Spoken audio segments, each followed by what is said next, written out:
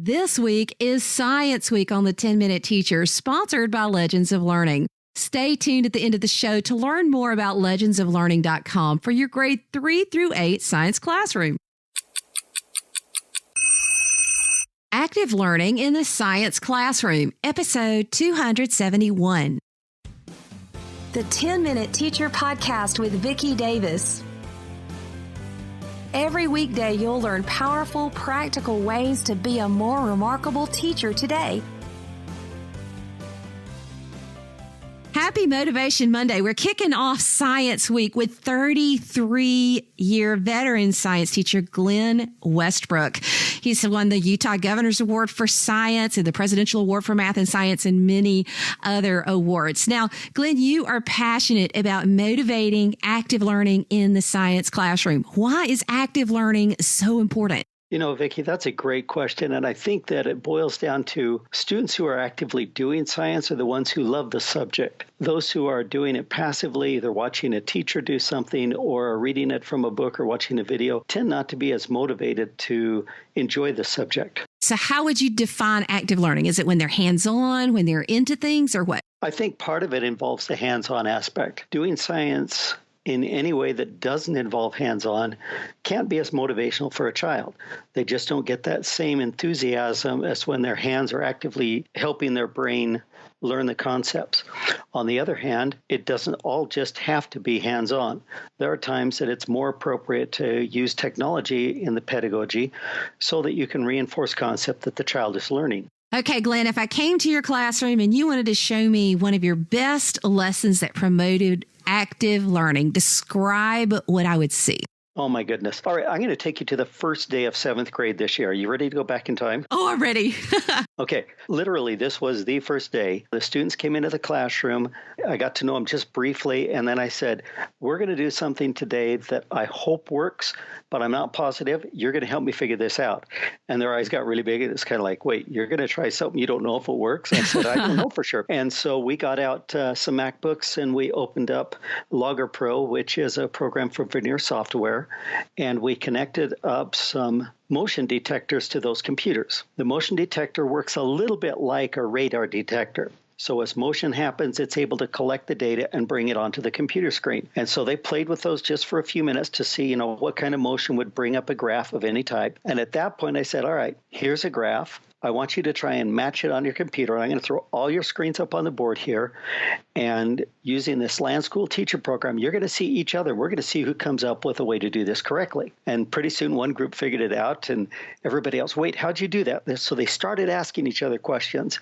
And once they had figured out how everybody could do it correctly, I said, all right, here's a new graph. Try and make this one. And they went through and were finding out ways to create about 4 or 5 different graphs in one class period. They understood the relationship of time with motion, and they thought they were just having fun. And that was the first day? I mean, where do you go from there? Now some people will plan an awesome first day, and the second day is like, oh, so where did you go?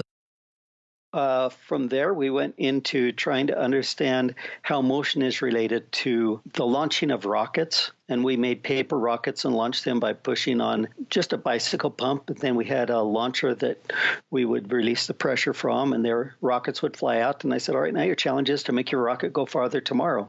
What are you going to do different? And they had to figure out what they wanted to do on their own now without me telling them what's going to make things go on.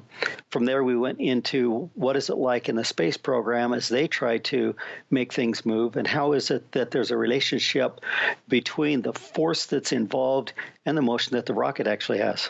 Incredible. So, Glen, if you could go back in time and talk to Glen Westbrook on the first day of your 33-year science career and help you not make certain mistakes, what would you say to yourself? Number one, I'd say put the book on the shelf. Oh, okay. I know that sounds crazy, but I use the books now as a reference tool. And I tell the students, when we need that, we're going to go over and we're going to grab it and we're going to learn from that book, but then we're going to put it back. Whereas my training in teaching was have the students read the chapter, have them answer all the questions at the end of the chapter. And I thought that was the way to teach. And the more I did it, the more I disliked it. And I wanted to see how can I do things differently. And that was my motivation for change. Obviously, you love teaching and you love science. When did the light flip on and you go, aha? I'd say it flipped on about 2 or 3 years into it. It didn't take very long at all.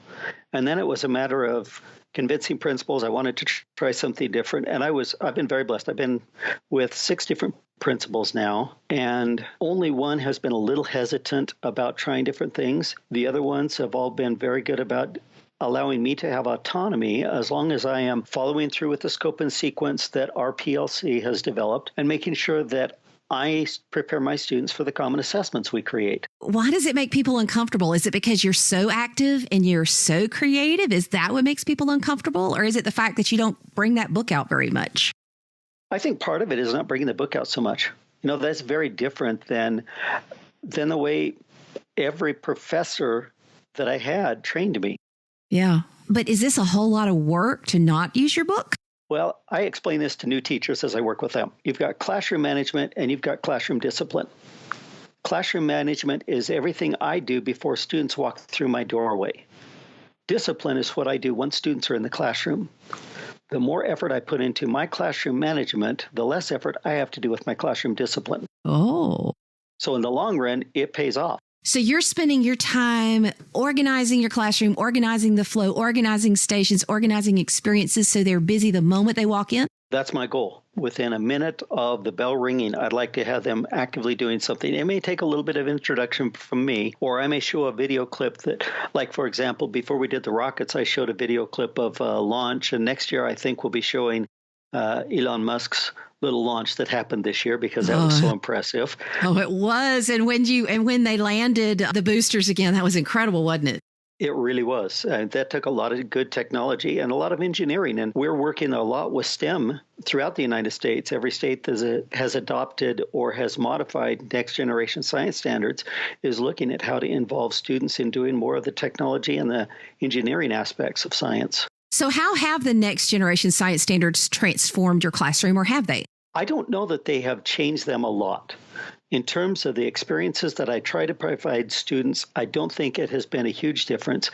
What I have found different, though, is trying to infuse the engineering aspect so that students have multi-days to try and accomplish something, as opposed to, here, try this for 5 minutes and let's talk about it. Now let's go on to something else. Are the multi-days exciting for you? Oh, my goodness.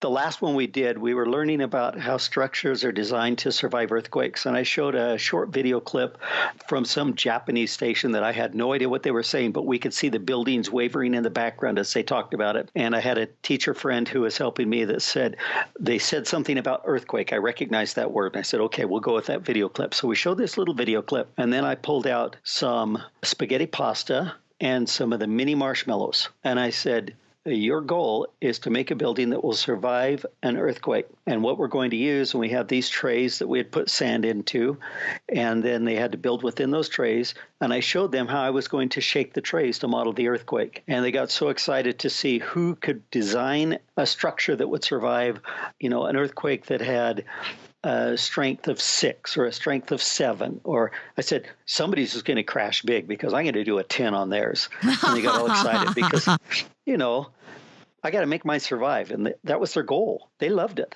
And the second day as they came in, okay, we've got ideas. Can we change them now? And I said, go for it. As soon as you're ready, let me know. And then you destroyed their buildings. Yes, ma'am. Multiple times. And don't they love it? They did. I mean, and they wanted to build another one. If you listen to like Jane McGonigal, who talks about gaming, somewhere around 50% is kind of the failure rate for engagement and excitement. So I know that it sounds kind of harsh to take something they've created and put it to the test, but it's really an authentic experience, isn't it? It really is. And the other thing I remind them, fail means it's your first attempt in learning. That gives you an opportunity to sail, which is your second attempt in learning.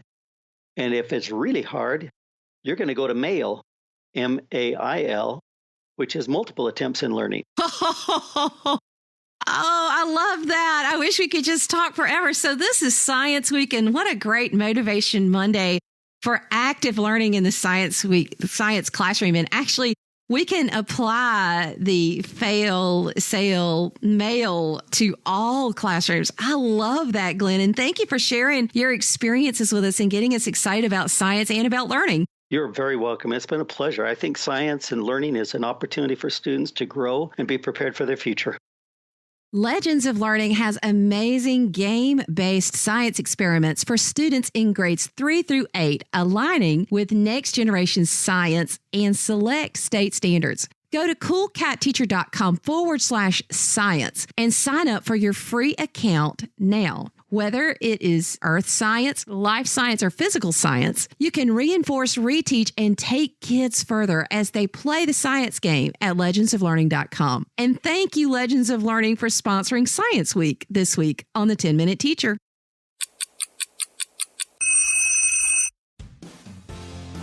Thank you for listening to the 10-Minute Teacher podcast. You can download the show notes and see the archive at coolcatteacher.com/podcast. Never stop learning.